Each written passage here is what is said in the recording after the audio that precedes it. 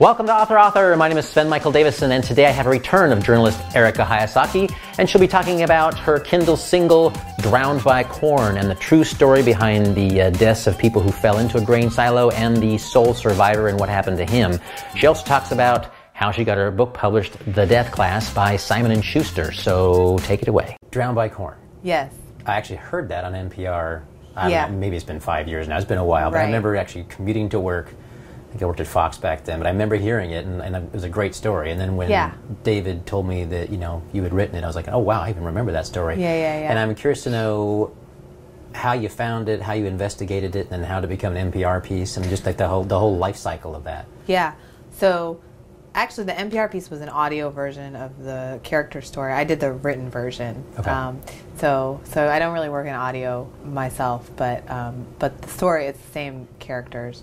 And I found that story initially before it was on the NPR piece. I was actually looking up the word avalanche in a database because I think there had been an avalanche, and I was just looking up that word. And I came across a story about an avalanche of corn and was like, what does that even mean? And came to find out that there were boys who had died and one who had survived in this grain bin. And it was in Illinois, which is a place that I used to live. So I just got the idea that I was going to go there and try to find the survivor. And I did. I ended up driving to his town, going to Illinois and then driving out to the middle of corn country and tracking him down. And so that story, he was the main character. He was the survivor. He was the only witness.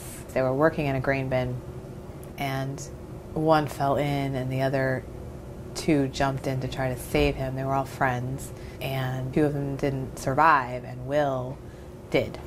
Okay, so that's sort of where the story goes, where the NPR story left off, but my story continued because I kept following him and interviewing him and getting to know him in 2 years after this terrible tragedy. And his life took a really hard turn. When I came into his life, he was dealing drugs out of a mobile home and also an addict. So he had gone from being this kid who was happy-go-lucky, used to do inner tubing down the river, to a full-blown drug dealer and addict at the same time. And he ended up in jail. And I continued to communicate with him through all of this. He would write me from jail.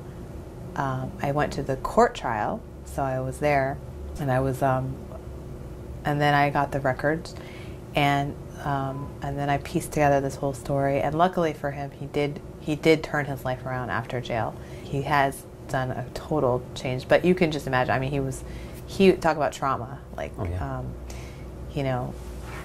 he was in his worst trauma, and his life, like for trauma survivors, a lot of us want to sort of end the story when we feel like, okay, they'll be okay, they survived, but that's actually not the reality of trauma, right? So his reality was much messier, and so I was fortunate enough to be able to spend time with him to tell that story, and he did become sober and left the life of crime behind, and is moving forward and has a new relationship and all of this, and but like I said, these are not easy stories.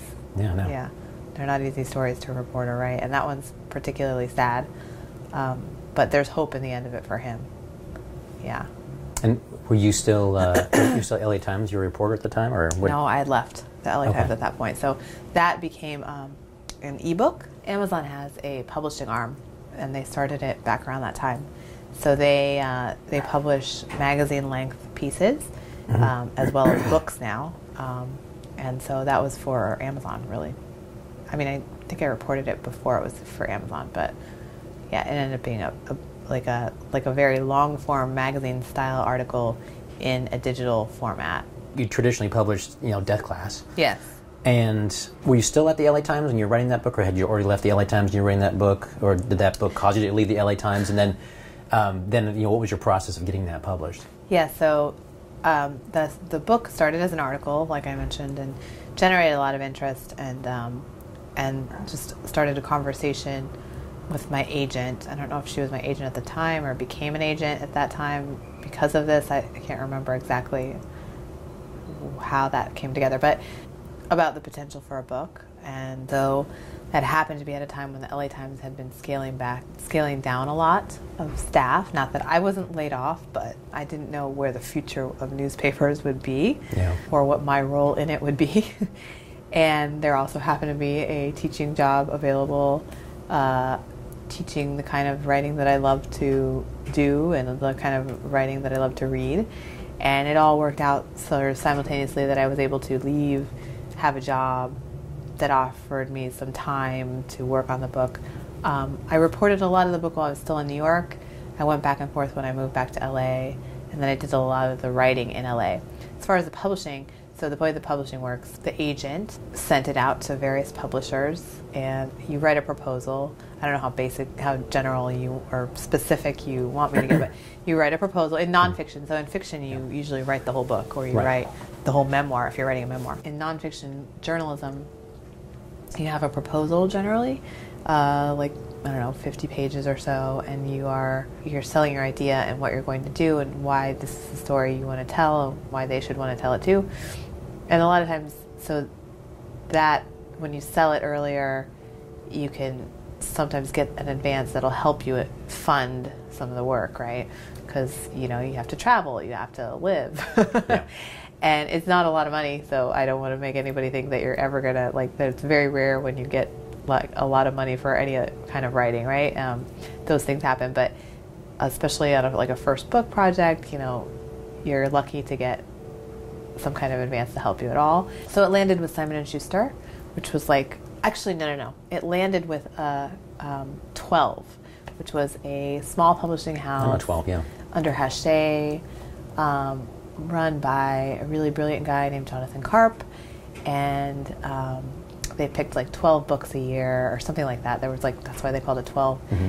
And some of them were really well-known authors, some were middle-level authors, some were brand new authors like me. And I got lucky and I was one of the 12. And then Jonathan Karp, this is all luck, becomes the editor of Simon & Schuster, and then I was able to follow him there for my book.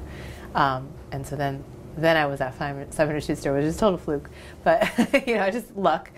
And then of course the book comes out and you have fantastic editors and a PR team behind it, and that's great.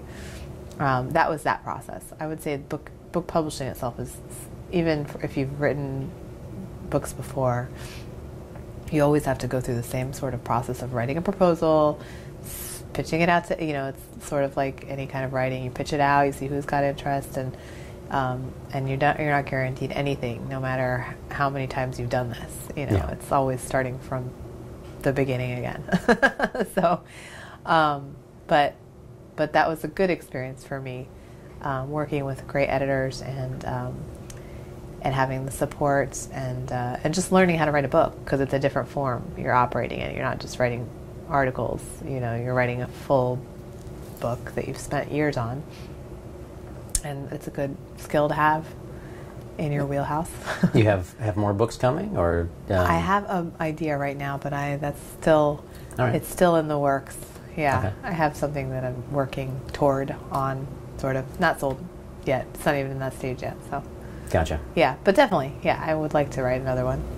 Well, Erika, thank you so much. Wish we had another 2 hours, but I understand. You're busy, and I get it, so. I anyway. appreciate it. Thank you so much. It's good to talk to you.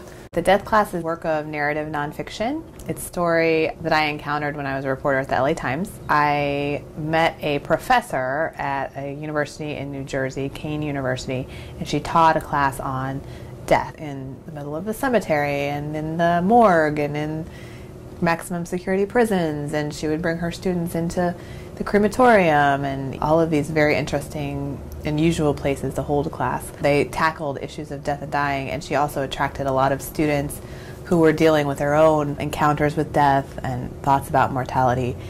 And in the end, they end up learning some lessons about life. Please subscribe so my dad can make more videos like this. Thank you.